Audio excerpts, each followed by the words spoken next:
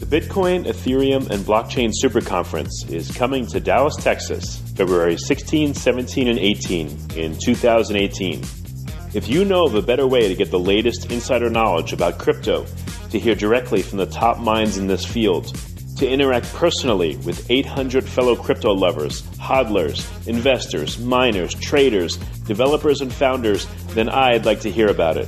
If you don't, then you don't want to miss out. Register today for the Bitcoin, Ethereum, and Blockchain Super Conference. Go to bitcoinsuperconference.com and register today as a super early bird to get the lowest rates on tickets and hotel rooms. That's bitcoinsuperconference.com. Welcome to Almost Here, Round the Corner Future Technology Podcasts with Richard Jacobs. Future technologies poised to transform our lives for better or worse are the focus of this podcast. Almost Here means these technologies are now here and starting to be used, or just around the corner, from Bitcoin to artificial intelligence, 3D printing, blockchain, virtual reality, and more. Hello, this is Richard Jacobs with Future Tech Podcast. I'm talking to Preston Smith. He's a community manager at Nexus, Nexus Coin, Nexus Token. Website is nexus.io. Preston, how you doing? Great. Thanks for having me on. Glad to speak with you about Nexus and my experience. Yeah, just for listeners, I've done 2 interviews with Colin Cantrell, founder and creator of Nexus. So if this interview doesn't satisfy your curiosity, there's more resources for everyone. But we'll dive in. We'll start as if people have never heard. So tell me about Nexus. What is the purpose of the company? Sure. So Nexus is a cryptocurrency and developing more into a platform, but our goal is to provide an alternative to centralized systems. We really want to provide an option for people to be free of those systems if they so choose to do so. We're currently building the software to make that happen, but also helping along with that, we're also building the hardware to go along with the software to make these things happen. Some of the hardware systems that we're going to be working on are CubeSats or microsats. We're going to be deploying those in low Earth orbit. We'll be building out ground stations and mesh networks to utilize the network and build a network, and also work towards providing a decentralized type of internet. So is the goal for it to be a form of money transmission, or is the goal for it to be an internet that no one can censor or cut out, or is it both of those things? So I think it's a combination of both. Nexus, is a currency, but the network itself will provide the basis for that type of internet network. So even within currency, there's different specialties. Do you see it as for more, peer-to-peer, low-dollar payments where the transaction cost is really low, micropayments, that kind of thing, or is it more of a store of value? I would say it's sort of what Bitcoin was intended to be, and more so as a currency that can be used for those microtransactions that is very, very, very inexpensive to send and can be done very quickly. If you want to buy a pack of bubble gum, you can buy a pack of bubble gum with it, rather than spend $4 to buy a 25-cent pack of bubble gum with Bitcoin. And you mentioned you're going to be launching Cube satellites to run the Nexus network. Is it going to be running other networks as well? Are you partnering with other companies to do that, or is it just going to be for Nexus transactions only? Currently, the plan is for Nexus to build out our network and then reach out to other folks to be hosted on that network. We're also going to be working with Vector Space Systems software, their software section called Galactic Sky, where we'll be using that network as well. And if you watch some of the videos from our conference that we had back in September, Jim Cantrell talks a little bit about that, about his vision for Galactic Sky and working to be sort of like the Apple of space, where people can rent bandwidth and cheaply and develop programs or applications on the network. We will be on that network as well. But once we get our network built out, which will obviously, we'll keep adding to it over time, but yes, we will have other folks utilize some bandwidth on there as well. In case it's not obvious, what are the benefits of a Cube satellite network versus using just a a decentralized network of computers on Earth? Sure. One thing that a lot of people may or may not realize is that all the continents are connected via hard lines that run on the bottom of the ocean, or I won't say necessarily on the bottom of the ocean, but run across the ocean. And with that, you're at the liberty of whoever controls those hard wires. And so what we would like to do is we would like to provide an alternative to that, not saying that the Nexus network will never use ground-based systems, because it'll be a combination of both. But what we would like to do is to have an independent system that, should those lines be cut or somebody decide they want to restrict bandwidth across, we have an alternative to that.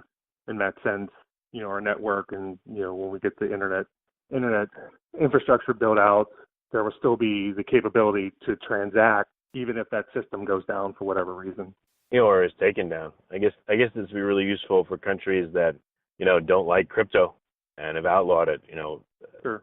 They haven't really outlawed crypto, but China is trying to control it. Russia is going to control it. Some countries have outlawed it. They don't want any crypto. So you think it'll overcome the ability of any one country to stop its citizens from using crypto? That's a potential. Obviously, it will be up to the end user whether they decide to, go outside of their local laws. But we hope to provide an alternative system to folks who are looking for that kind of freedom. Yeah. Okay. What's any parameters of the system you could share? How many satellites, and will it be worldwide coverage, and when will it happen?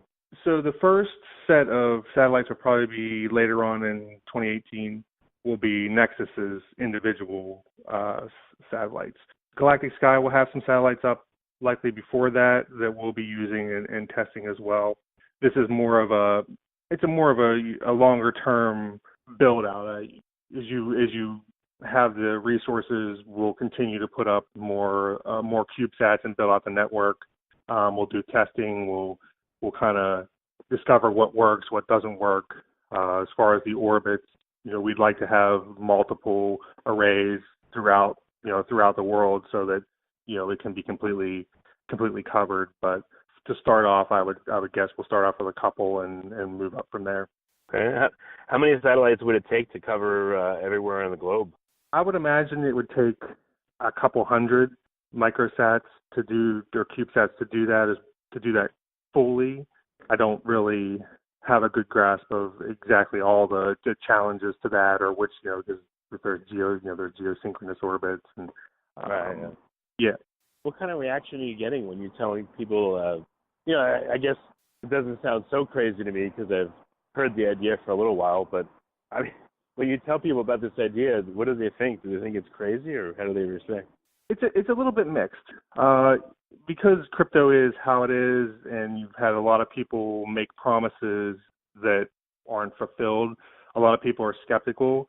But we also have the side of the dreamers who understand that this is the next frontier and it's the next step forward.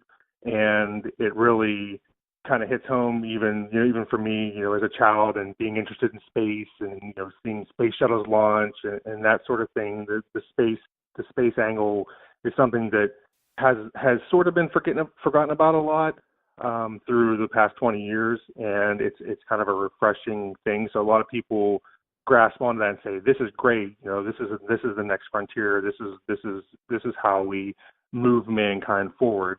So we kind of have a little bit of a mix of both. A lot of people, are concerned about cost and cost effectiveness, and what if somebody decides to shoot the satellites out of the orbit, that kind of thing. But we won't know until we try. All right, very good. And then let's talk about the Nexus coin itself. What I know the network and the protocol is very unusual. Tell me about some of the differences in it. Sure. So Nexus, when Colin, and I know you spoke with Colin a little bit about Nexus, and you're familiar, but when he started building Nexus, he looked ahead and said, what are the challenges that we're seeing with Bitcoin? What are the computing challenges that may come up in the future? And one of the things that he honed in on was quantum computers. And he said, well, look, these, we don't know how far off these are, but they're coming.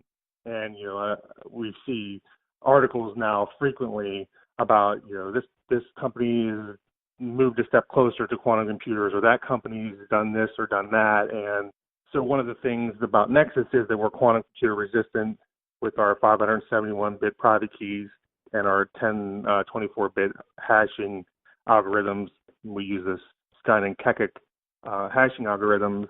So that's one great aspect. And obviously, quantum computers aren't here today, but it allows us to prepare for something in the future.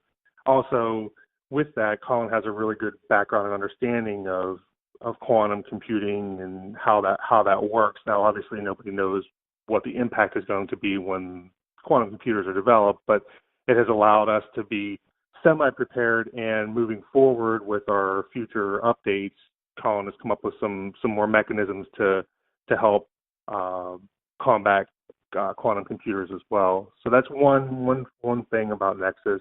Another is that we have 3 different mining channels or minting channels. We have a prime channel, which searches for dense prime clusters of numbers. So it's prime numbers that are spaced out, I think, 156 numbers. So our prime channel is searching for those numbers as people are mining on the blockchain. We have a hashing channel, which is a standard proof of work channel like Bitcoin, and that channel is our second channel. And then we also have a proof of hold or proof of stake type channel as well that also mints blocks. So we have 3 different block minting. So in order to take over the network with, say, a 51% attack, you'd have to have 51% of all 3 of those minting channels in order to overtake the network. So we have those. We have that.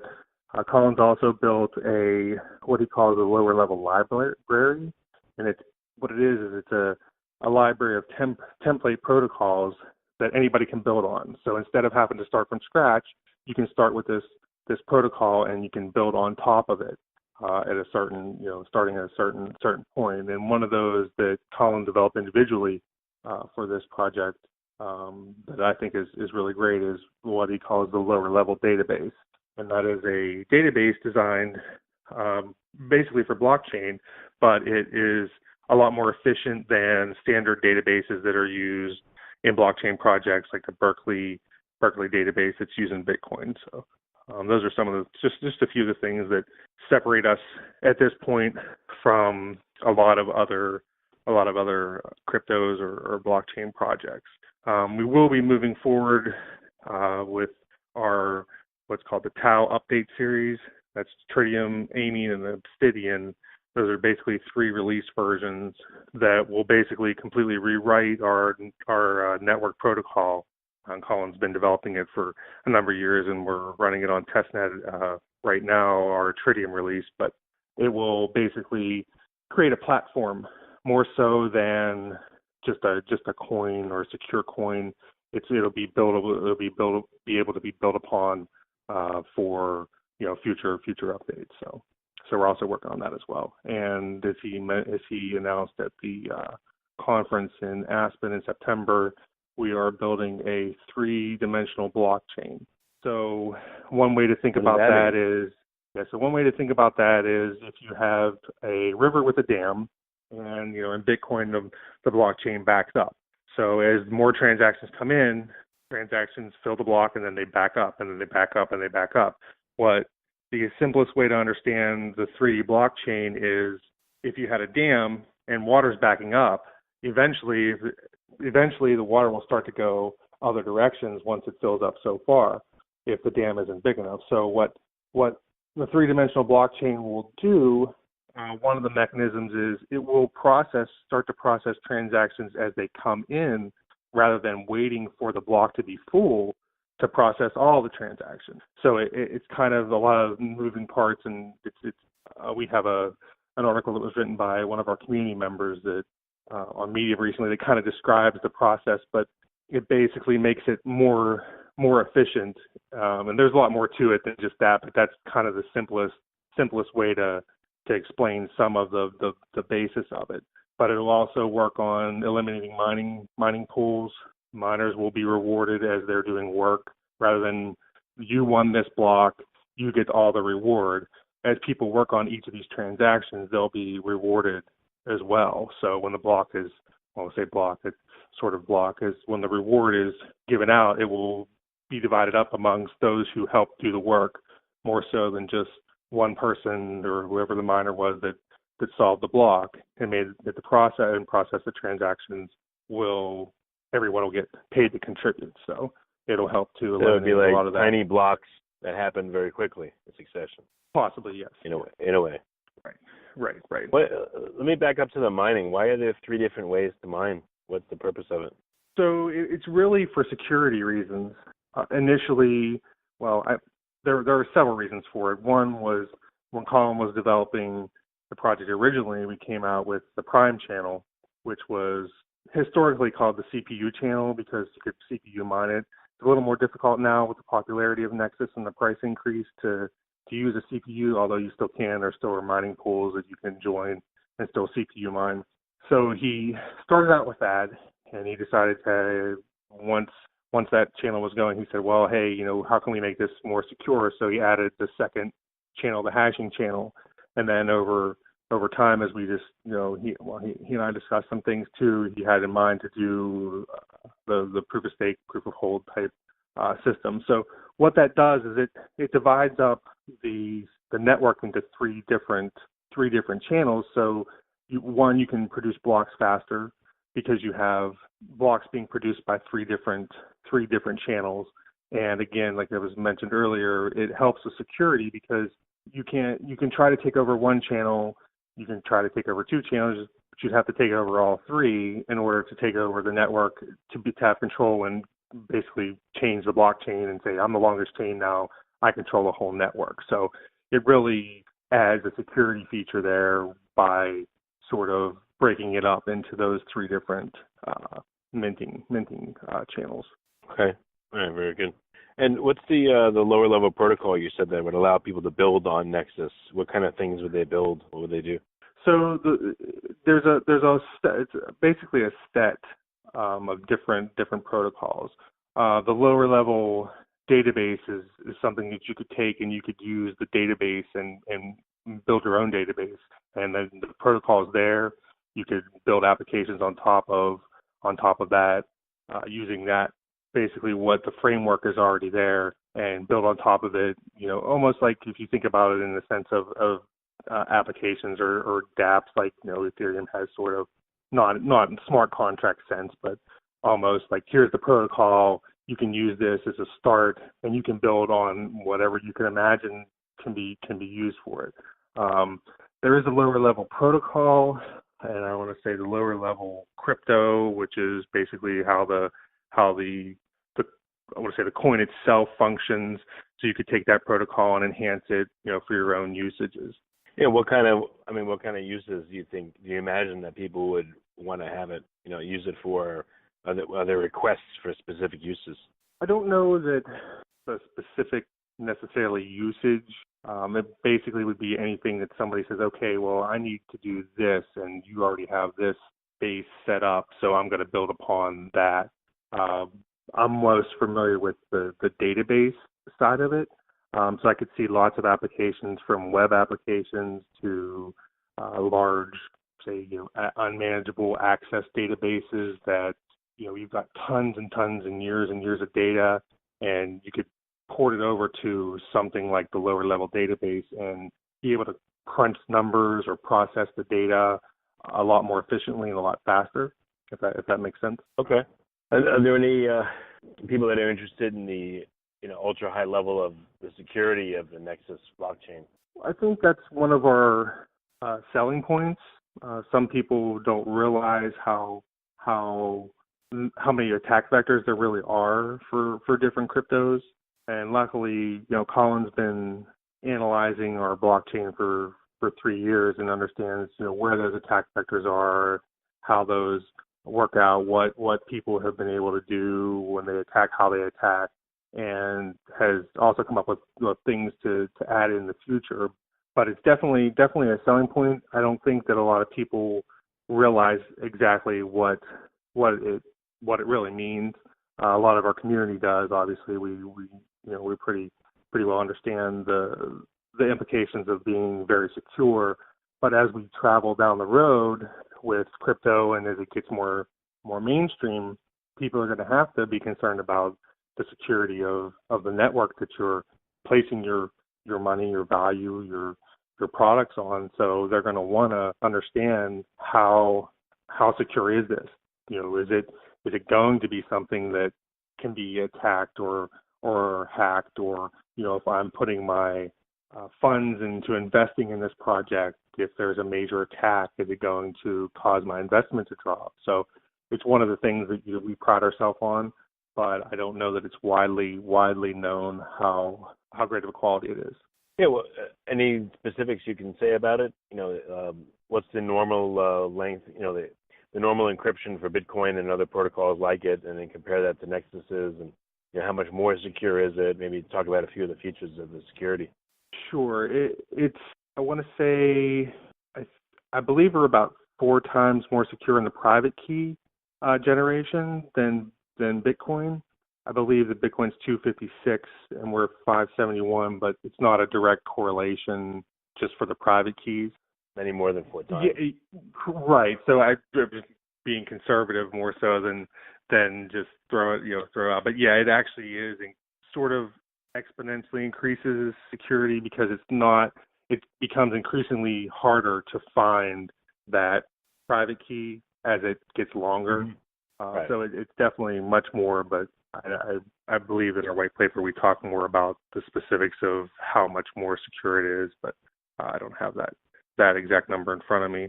But it is inherently more secure as far as the security on the multiple channels. Bitcoin's obviously subject to 51% attack, and having a large centralized number of pool miners or mining pools that control the hash is definitely a real threat. So if I have 51% of the hash, I can basically dictate what the network is going to be. So having our network divided up in 3 different ways helps to overcome some of that. Okay, makes sense. Any other security elements that are important to point out? Well, going forward, we're going to be developing key suites, which my understanding is that we won't have to reuse private keys, so it'll make it harder for anyone to crack your private keys. More so, it'll be a way to password encrypt your wallet, your account, and once you have that set up, you won't have to worry about somebody searching the network, trying to crack private keys with a quantum computer. So that's one thing going forward that we'll be implementing that'll make Nexus inherently more secure. Do you ever get comments that, Nexus is too complicated, or, how could you guys do all this stuff when no one else seems to be doing any of it? Again, you're being in crypto for so long. I've been involved for almost 4 years. You've seen a lot, I'm sure you've seen as well, a lot of promises, especially now if a lot of these ICOs are coming out and they have these big visions and big plans. We do have some of that where people say, you guys are really taking on a lot. Is this scope creep? Do you keep adding things that to what you want to do? Fortunately for us, with the coding, Colin has a really good grasp on those things and what needs to be done, and has already started implementing those measures to take us to the next level for the TAO update series, as well as the space angle. Colin's dad runs Vector Space Systems, and we've built a good relationship with them, not just because of Colin's relationship with his dad, but because Vector and Jim and the crew there see where this is all going and where networks are going and where crypto is going and how crypto can help to free people up and give alternatives to the current systems and how they can make this all reality. So we do have some large goals. Decentralized internet is a very large goal, and it's going to take a lot of things for that to come in to happen. But we have the pieces there ready to go to implement that. So we do hear people think, "Oh, you guys are just talking. This is how are you ever going to do this?" But we're working hard every day to make it a reality. All right, that's great. So where can people find out more about Nexus? Where can they buy the token? Where can they get involved in the Slack and all that stuff? Or what channels are you on? Sure. NexusEarth.com is our current website. We are building out Nexus.io. Currently, it's still being developed. It has a little bit of stuff about our conference on that page right now. We have a web development team that's come on board to give us a 21st century website. Our website does a decent job now, but it needs to be reworked and some more content added and different things like that. Our Slack, there's a link on Slack on our website to join the Slack. I believe it's nexusart.com:3000. Although we're having some issues right now with bots that come in and just spammed our join channel, so we have to wait for our invites to catch up somehow before they'll allow more people to apply. That's one of the downfalls of being on Slack with a free plan, is you're kind of at their mercy. So for some reason that's kind of stalled right now, but we're working through that and talking to Slack about how we can fix that issue. But that should be up and running soon. We do have a Discord channel that a community member started. I don't think we have links up anywhere for that yet, but we're on Facebook. We have a Facebook page /nexusart.com. We have a Reddit page, subreddit nexusart.com that's gained a lot of traction recently and has a good bit of subscribers now and starting to really be very active, which is a great thing. Gives us also another avenue as well. And then Bitcoin Talk, we have some activity there as well, here and there. So. Oh, very good, Preston. Thanks for coming on the podcast, and looking forward to seeing what Nexus will do. Great. Thanks for having me on. The Bitcoin, Ethereum, and Blockchain Super Conference is coming to Dallas, Texas, February 16, 17, and 18 in 2018. If you know of a better way to get the latest insider knowledge about crypto, to hear directly from the top minds in this field, to interact personally with 800 fellow crypto lovers, hodlers, investors, miners, traders, developers, and founders, then I'd like to hear about it. If you don't, then you don't want to miss out. Register today for the Bitcoin, Ethereum, and Blockchain Super Conference. Go to bitcoinsuperconference.com and register today as a super early bird to get the lowest rates on tickets and hotel rooms. That's bitcoinsuperconference.com. You have been listening to Almost Here, Around the Corner Future Technology podcast with Richard Jacobs. Subscribe to this podcast, post a review to discover more future technologies that are poised to transform our lives for better or worse, such as Bitcoin, artificial intelligence, 3D printing, blockchain, virtual reality, and more.